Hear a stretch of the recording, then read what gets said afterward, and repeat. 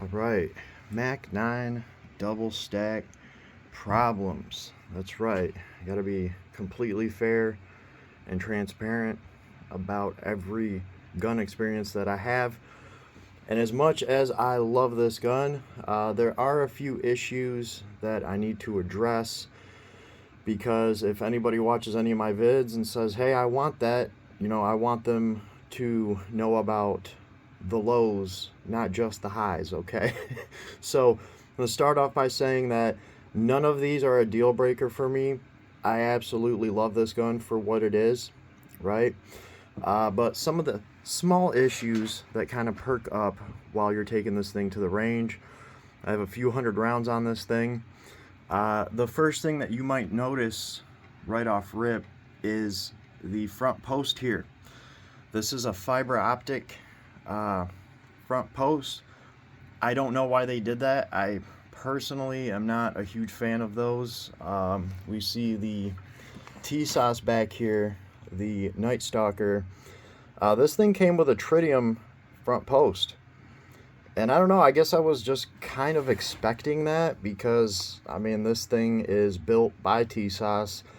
It is about, I don't know, the MSRP is 50 speckles more on this Mac pistol than it is the Night Stalker. So I just kind of figured they would do the same thing.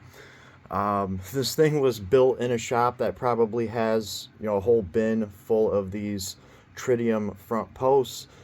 I just don't know why they did that. I think they anticipated that there's an issue with these because in your little bag of stuff, they are giving you another fiber optic rod right here. So you can cut this thing down and replace this. So I don't know what the point of that is. Why even do that? I get it that, this is better than just a white dot on a front post, but a white dot isn't going to go anywhere. And these things are only really worth a crap if you have a light source above you so that, this rod can catch that light and you can see, your green dot on your front post. I'm just not a big fan of them in general. So I think they could have done better with that. TSOS obviously did it with the Night Stalker, and this thing comes in, 50 speckles less in the MSRP department, right? Aside from that, I did have my RMR plate here. It did loosen up after I was done at the range. Good thing I caught it in time. So I took everything back apart. I have added Loctite. I've redone everything. I'm going to give it another shot and just kind of keep an eye on it. Run a couple hundred more rounds. It is what it is. I could just upgrade to a better Loctite. I also have a larger, heavier optic on here. That might be an issue there. A lot of people might not even put an optic on this pistol. They might just run this other plate here, right?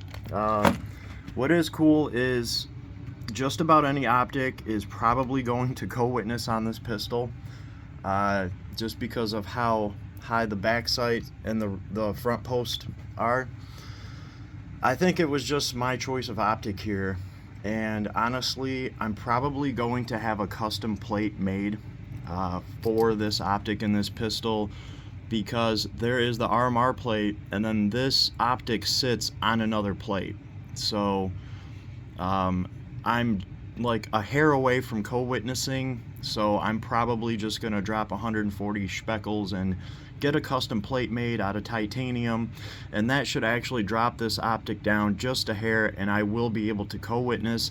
That's important for me on a carry pistol, but I don't think other people are going to have this issue. You're probably going to get a different optic than this, and this is going to be plenty good to co-witness. So I really like what they did there as far as the heights of the sighting system on this. We just need to do something about this front post.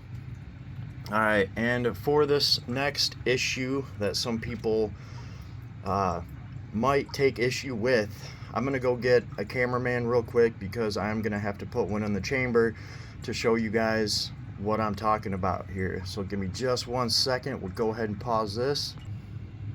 All right, we got a cameraman. Thank you, Tristan. So we are in a controlled environment. I am a trained professional. Pretty much what we're going to show here is that once I actually rack this, I have a round in the chamber. As soon as I drop the magazine, sometimes a round comes out. I guess this time it didn't. We cycled one. No. No, but see, they're coming close to coming out. That might be an issue. There we go. So it took a few rounds, but eventually when you drop the magazine, you will have a round drop out. As you can see, the next one is getting moved forward. Now this doesn't actually affect the feeding of the gun when you're firing it. So this might just be one of those things that, you know, when you drop the magazine in this gun, you might have a bullet fall out, and that might just annoy some people, is all I'm saying. We are clear, safe gun, and now I got a bunch of bullets to pick up. Thank you, Tristan. Thank you, cameraman. No problem. So yeah, just something that might annoy some people. You know, it might affect you at the range if you're constantly dropping your magazine. Aside from that, like I said, this did not actually affect the performance of this gun at all. This thing shot flawlessly. I ran hollow points. I started off with plus P ammo. This thing is just an awesome plus P gun.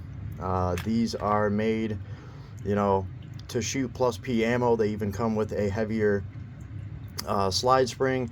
That's just what they're shooting in Turkey, so I'm all for that. You know, some people are putting a lighter spring in here just for the comfort factor of it.